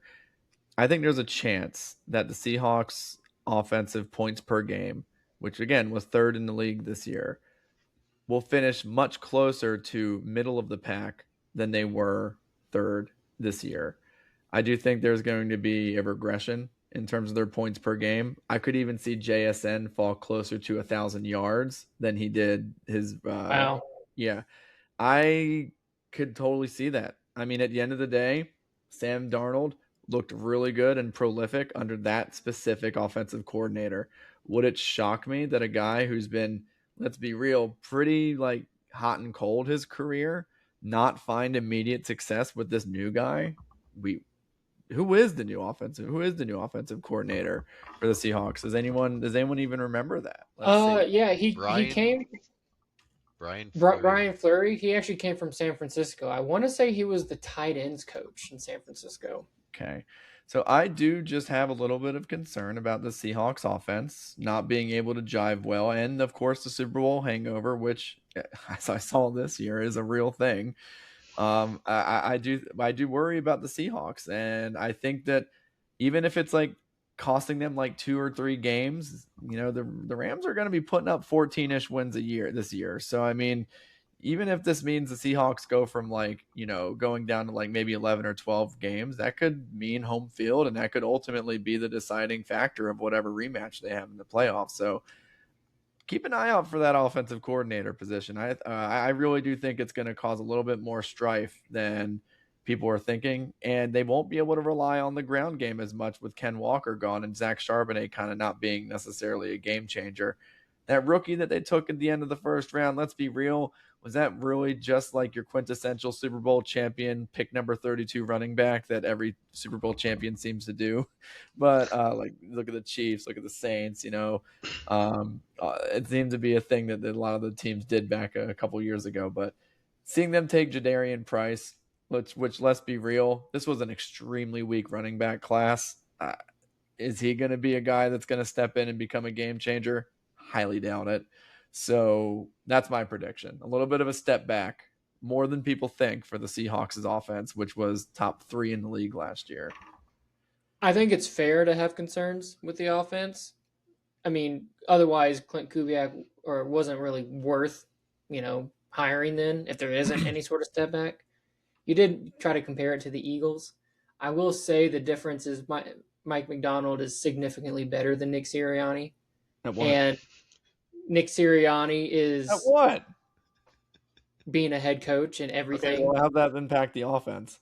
Because Nick Sirianni is way more reliant on his coordinators, and you're not going to lose a defensive coordinator with Mike McDonald. I said the bold prediction was an offensive. I know, but you tried to. You said no. You said, hey, as someone who knows what it's like coming off a Super Bowl. But I just think that's going to affect everything. And losing coaches also impact the offense. I'm just saying, Nick Sirianni doesn't do anything. So okay, you're just okay. I don't. Mike McDonald might be the best defensive coach in the league right now. Okay, what are you gonna? 215-594-9494. You're gonna call up WIP and go bring it on. Yeah. You're going to go talk to them about how Nick Sirianni sucks for no reason. They'll love it. They'll love it. They'll eat it up. Well, yes, but not for no reason. Yeah. All right. I thought you were going somewhere, but you weren't. I could see it in his eye that he wasn't. Yeah. I saw a smirk start to develop. I was like, I tried. All right. Okay, so those were good predictions. You guys ready to get to the extra point? Because I actually got some good ones to chew on. We'll see. Sounds good. All right. Well, let's see. I got it right here. Let's go. the extra point. I'm going first. All right. Okay.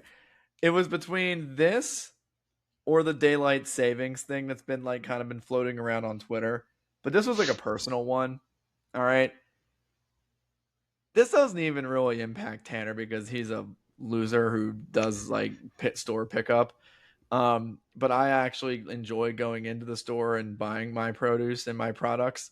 But guys, I'm gonna be honest. Maybe you might be onto something like with this whole like store pickup thing, because going into a store now, specifically the big one that starts with a W, it is really getting on my nerves. I don't know if it's just me getting older or if I'm just losing like, like my patience is shot, or maybe like after a year of teaching third graders, like I'm just like on edge anytime I see something that's like out of ordinary. But man, like and here's the fun part. It's not really even the customers. It's the employees.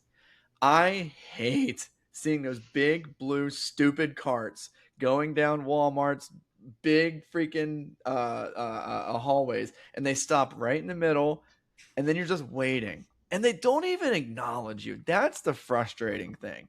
If I worked at Walmart, I just said it, who cares?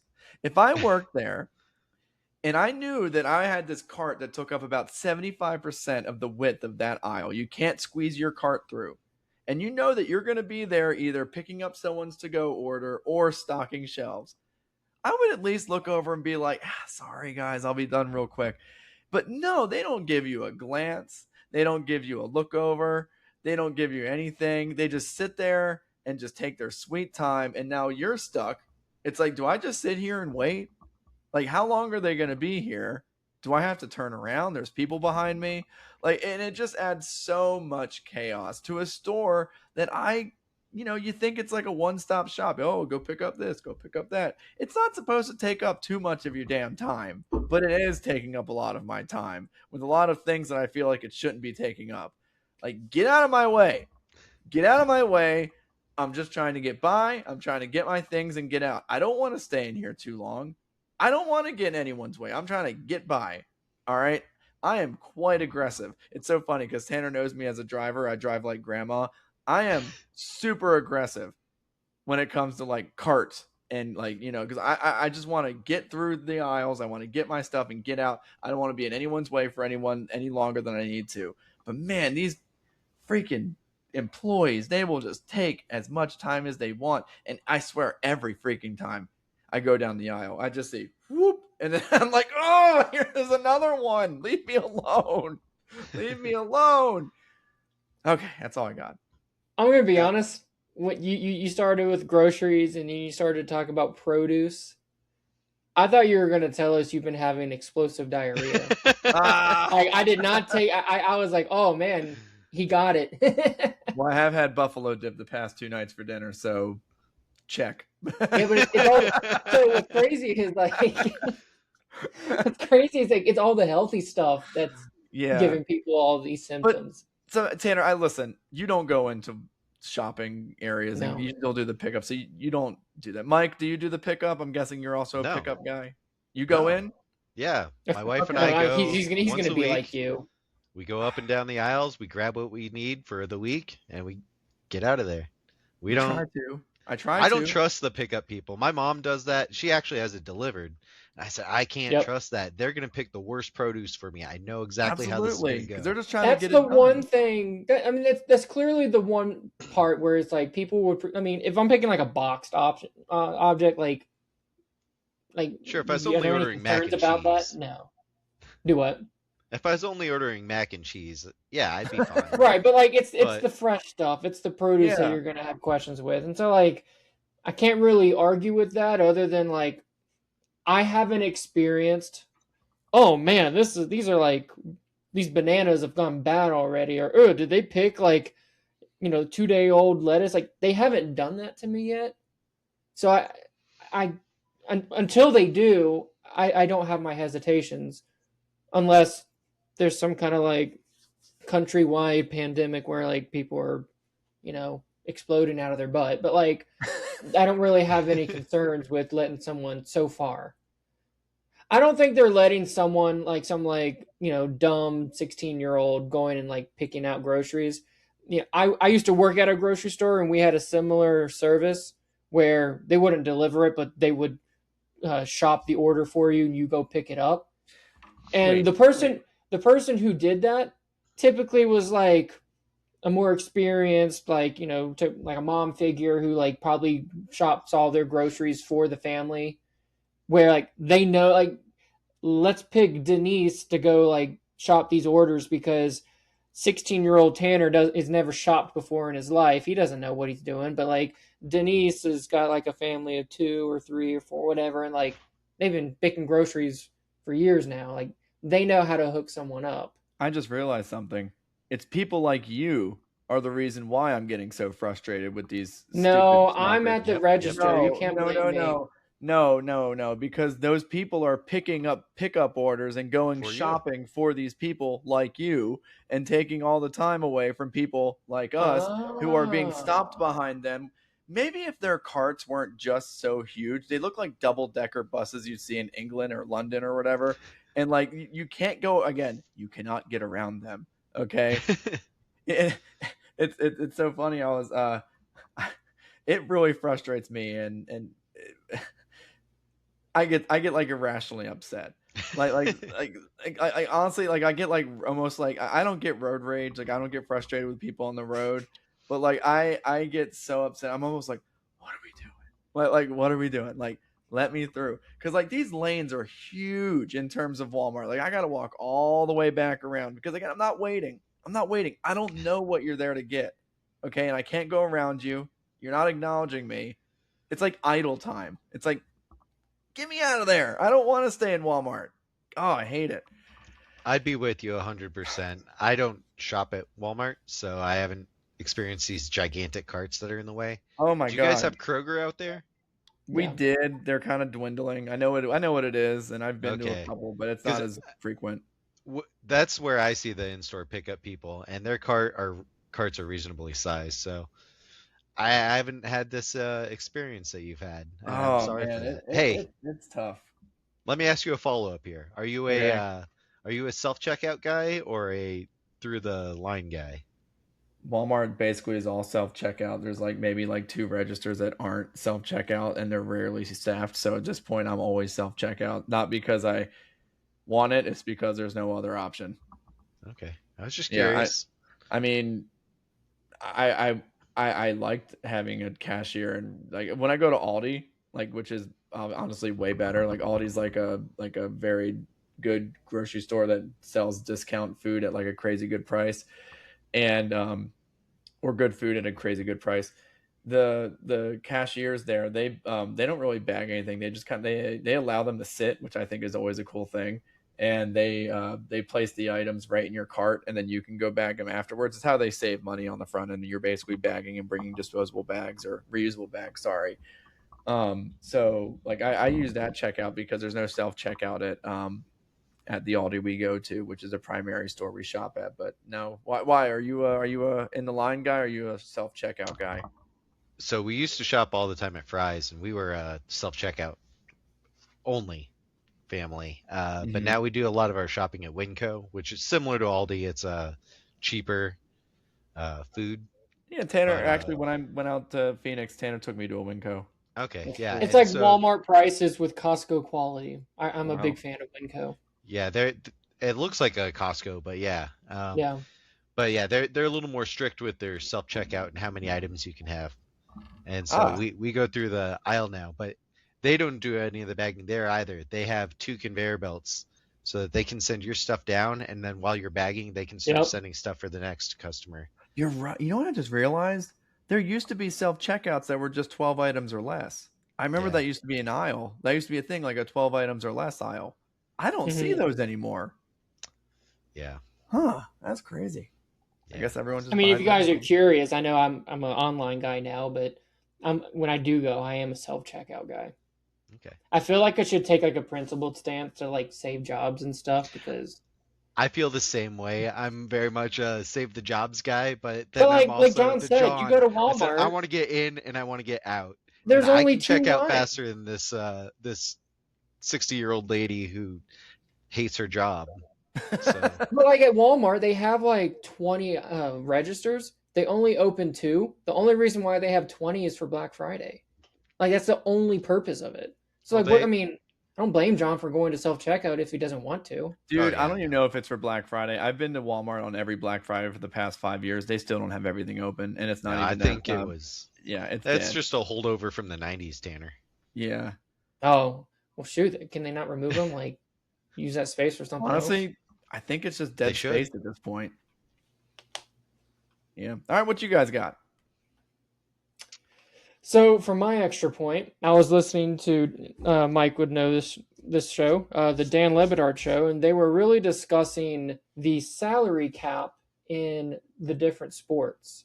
So apparently, Major League Baseball, in preparation to a likely work stoppage, they made a commercial talking about how baseball needs to move to a salary cap, both a salary cap and a salary floor.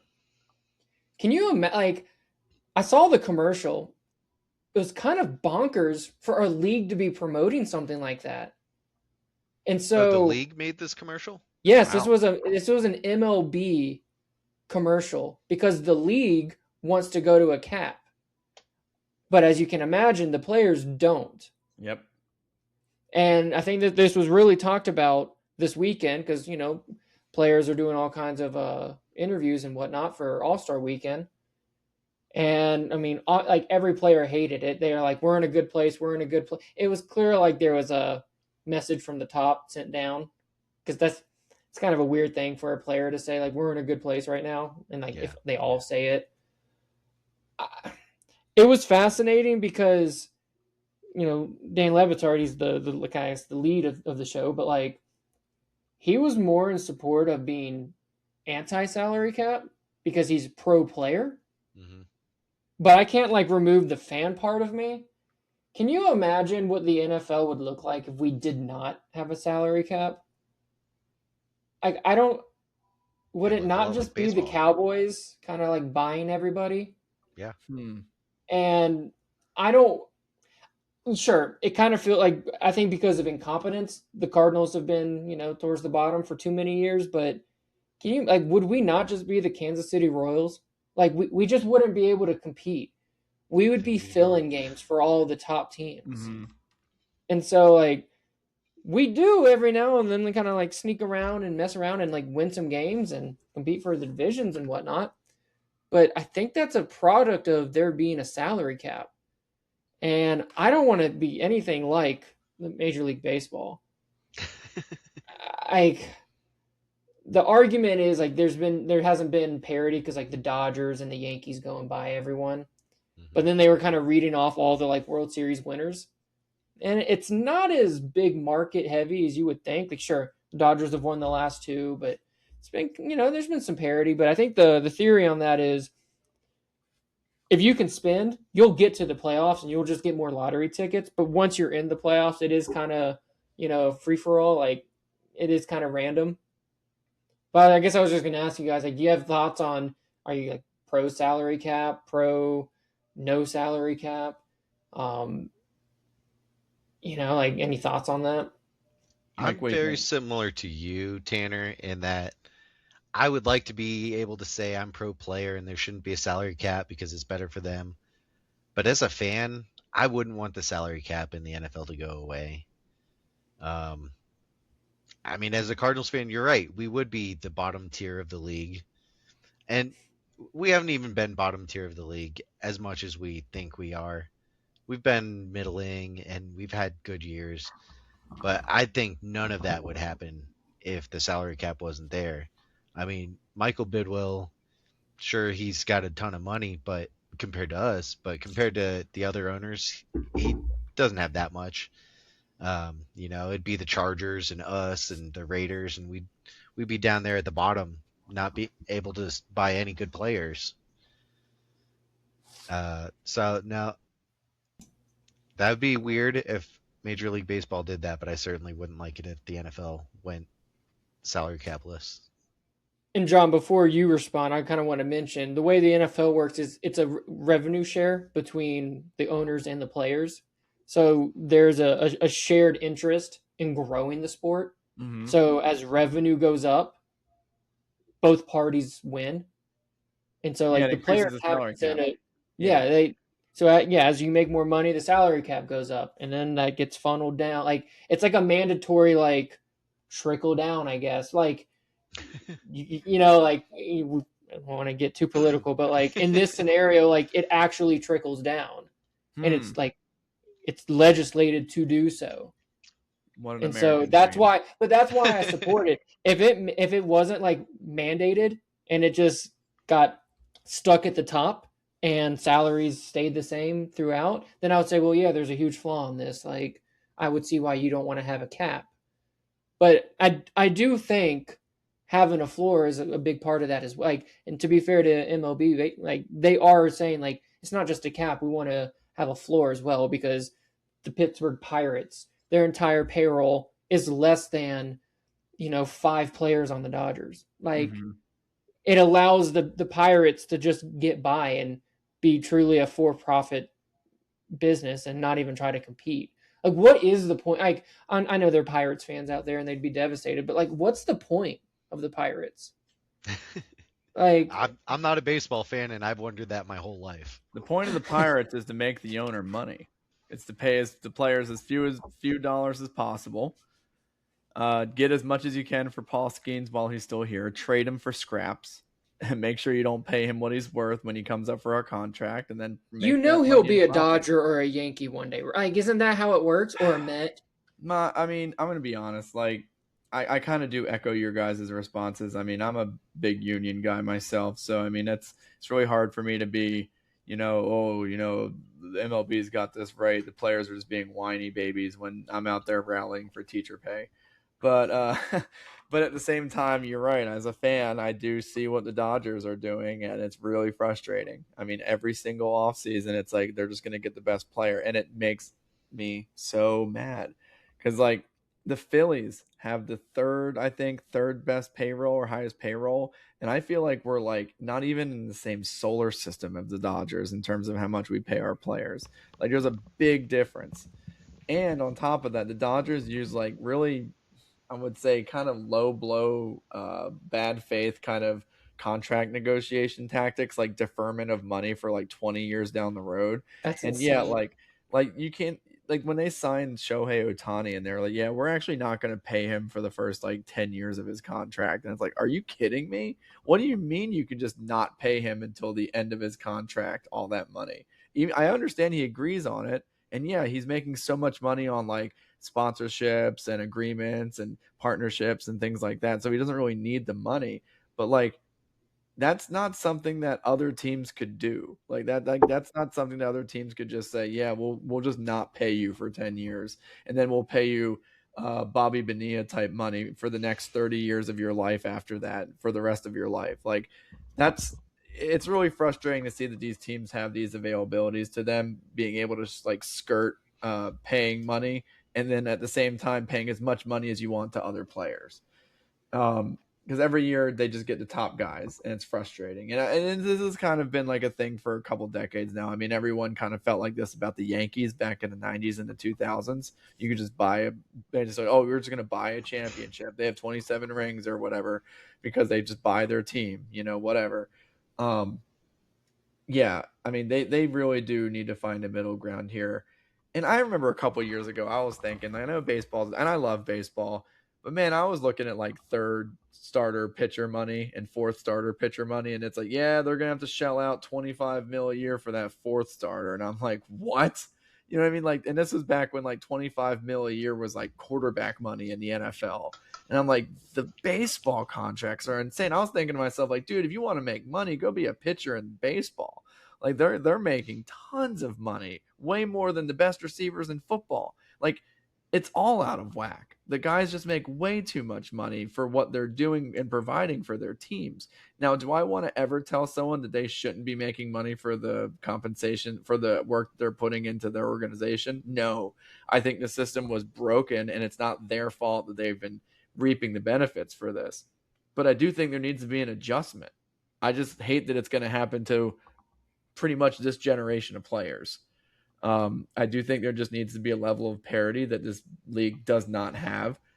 And it's not just teams like the Pirates, it's teams like the Rays, the Marlins, the Royals. I would say a good 30 to 35% of MLB suffers from the same problem as the Pirates. And that's not good. That's not good. That's not good sports. And then that's not good television. That's not good ratings. The greatest thing about the NFL, and I know it's cliche, but like the whole any given Sunday thing, to a degree, is true. You just mentioned that the Cardinals could go winless, but the difference between the best football team and the best football team and the worst football team is so much closer than the difference between the best baseball team and the worst baseball team. But some baseball fans will say, well, we play 162 games and, the Pirates can beat the Dodgers. Well, that's because you play a ton of games. Like when you play that many games, happen circumstance. And on top of that, you might just face the Dodgers' worst pitcher and your best pitcher is going. So you might steal a game every once in a while when you play 162 of them. But at the same time, there are vast disparities in this league, and it needs to be fixed. I hate that it has to come down to this group of players, but I think it does have to happen. To be fair to Le Batard, he kind of focused on the fans tend to side with the billionaires over the millionaires, and that's kind of a weird take because clearly we could probably relate more to a millionaire than a billionaire. And so he's saying that this is a way to save billionaires more money. Again, if we're tying it to revenue sharing, it's rising tide lifts all boats kind of a thing. Like if everyone truly benefits from promoting the game and the game growing, sure. I mean, I could be critical of having billionaires, but then more people get paid. Like you have guys like how often do you see the Jags, a team that, let's be honest, if there was no salary cap, wouldn't be spending any money, right? But you see teams with all this free agent money and they just spend it on random people. Like, don't baseball players see that as an opportunity for them?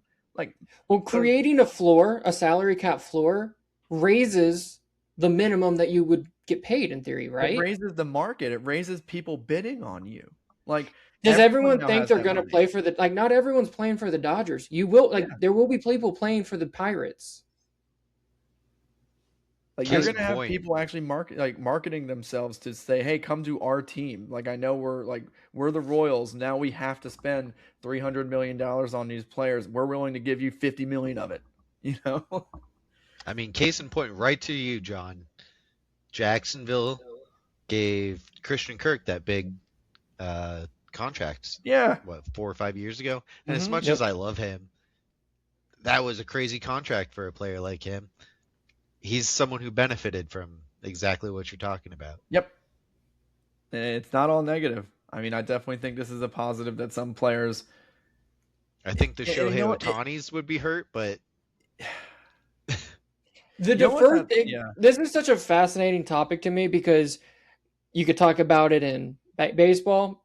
There's a story going on with basketball where a guy named Gary Trent Jr. just signed $16 million a year of a contract when he was coming off of making $4 million with the Milwaukee Bucks.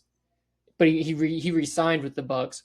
But league-wide, it was stunning because he was coming off 2 of the worst seasons of his career. And no one would ever say, oh yeah, he just earned this contract. The problem with it is there may be an investigation into it because it could be a salary cap circumvention where when you're building around Giannis and you're competing for a championship, you may have to kind of play some salary cap games, pay a guy cheap now, and then on the back end, wink, wink, we'll hook you up. Because again, I'm not going to act like I know everything about basketball and where player valuation should be. But everything that I've heard is there's no way Gary Trent Jr. should be making this amount of money given what kind of player he was. And then more specifically, the years that he was just coming off. Nothing warranted him getting this contract. But now that you don't have Giannis anymore, now that you don't have to kind of work around the salary cap, was this a wink-wink thing? And like the fact that the league is gonna like potentially investigate it. Same thing with Kawhi Leonard. I don't know if you guys have heard that. Making sure he gets paid outside the salary cap, because that's also a salary cap sport. So I just think the whole topic of like salary caps and whatnot is just so interesting to me. I agree. It's very interesting to see how that'll change baseball's landscape. All right, Mike, what do you got for your extra point? I think mine's going to be a little bit less deep here, but my wife and I just finished watching The Boys season finale, or series finale, cool. I should say. On Amazon? On Amazon, yeah. Mm-hmm. And we enjoyed it. We thought it was a lot of fun, and when we looked it up afterwards, all these scores on IMDb, for the most of the season it's 8, 8.5, 8.2, and then the last 2 episodes are 5.6 and 5.6, I think. And it made me think how many of these shows just, I don't know, they end and people just, it's not the ending they wanted, so they hate it. And I don't know, I just get kind of exhausted with, I mean, to be fair, this is leading to a whole other point, which is, it seems like in this day and age, everything is either great or terrible. And there's no nuance in between anymore. Everybody wants it to be 10 out of 10 or, God, this is trash.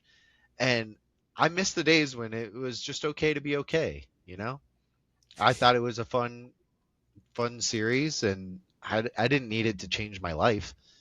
But I had fun with it, and it makes me sad that so many people are saying, God, the ending of this show ruined the whole series for me. It happened with Game of Thrones too. So I agree. Let me ask, did you look at the ratings before or after you finished? After. Okay, that's smart. So you weren't influenced by it. Yeah, I don't look at any ratings. That's or fair. Before. Yeah. Okay. No, I agree. I have a theory for you. Do you think All right. it's because the show was so good, there's like this kind of natural disappointment that it's over? And I think it's like Christmas. The month of December, like, people were like, more jolly, or like, they're into the music and everything. But then once like Christmas gets here, it's like, oh, like now it's over. Yeah, mean, there's a little bit of that winter depression, and I you 100% think maybe think that's a lot of it, but it just, I don't know, it bums me out that people are going to hate on the end of this series just because they didn't like the ending or whatever, I think everyone, they love the whole series and then they just say, oh, it's all bad now. What ends up happening is people like to develop their own little headcanons of what they think will happen and what should happen. And then when it deviates from that, it's like they can't reconcile it, I feel like everyone's become a little bit of like a little like side seat writer, or maybe like armchair quarterback type thing. Yeah. Like, why they should have done this, it made sense to do that. Like, I can't tell you the last long running anime that I've seen that people weren't upset about with the finishing. I can think of like Attack on Titan. People were upset about how that one ended. Chainsaw Man just ended. That's always a big issue.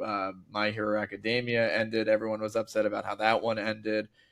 Every single series that I know that is pretty big, when it ends, it's just like a firestorm of this is Guy Kappa, leave it, brah. So it's happening in a lot of different media. So it's very interesting, and I think I recall it really starting back when I guess this new Star Wars movie started coming out, and I think what a lot of people had a lot of hype for that, and when it wasn't what people thought, it just became very polarizing very quickly. Yeah.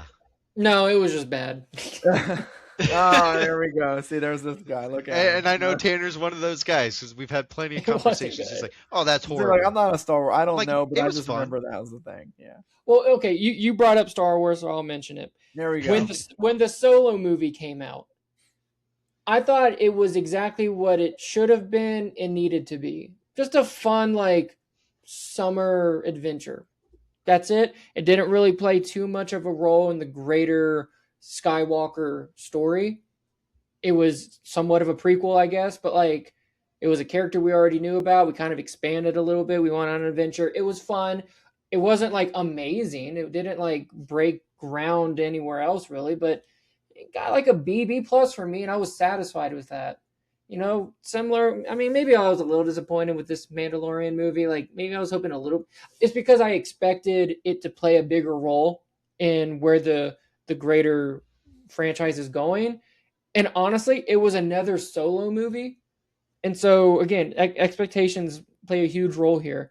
I was expecting this and I got that. But if I expected that, then maybe I would have been more like, oh, this is just another solo movie. It was exactly what I expected. And so I think expectations are really like where this comes down. Yeah. When it comes to the daily shows, you know, we'll have like 6 to 12 episode seasons. I'm a big like I like to watch reaction videos and like kind of rewatch it each episode like with a couple different, you know, YouTube channels, and again, you dissect it, you get all kinds of diverse opinions on it. But by doing that, you are creating an ending that may not come possibly. Yep. No, and so I feel like I have a good, like, I don't know, maybe I don't, but like, I feel like I have a good like perspective on not getting too caught up in creating your own ending, but I do enjoy like the process of it. And so I could see how someone can do that. Yeah. So we're wrapping up here, guys. We're about to hit that 2-hour number. So, Mike, again, I want to thank you so much for joining us, the 2-time alumni, Mike, calling in, being a part of our crew. Really excited to have you again. Did you have fun tonight? I did. Thanks for having me. Of course. I'm glad to make it through the end of the podcast this time too. Yes. That's right. That's right. So next week, guys, what we're going to do is we're going to maybe do a little bit of diving into our predictions for division winners, award winners, and maybe even start cooking up some early parlays for maybe some award winner and division winners. So we're really excited to get that started. And then we're going to be looking at training camps real soon. So we're really excited. Tanner, are you excited for some training camp coverage? This is a huge deal. It is. Yeah. It is. All right, guys. Well, thanks so much for listening. Please stay tuned for next week's episode. And as always, I'm Tanner, that's Mike, and that's John. And this has been Birds Coast to Coast. Later.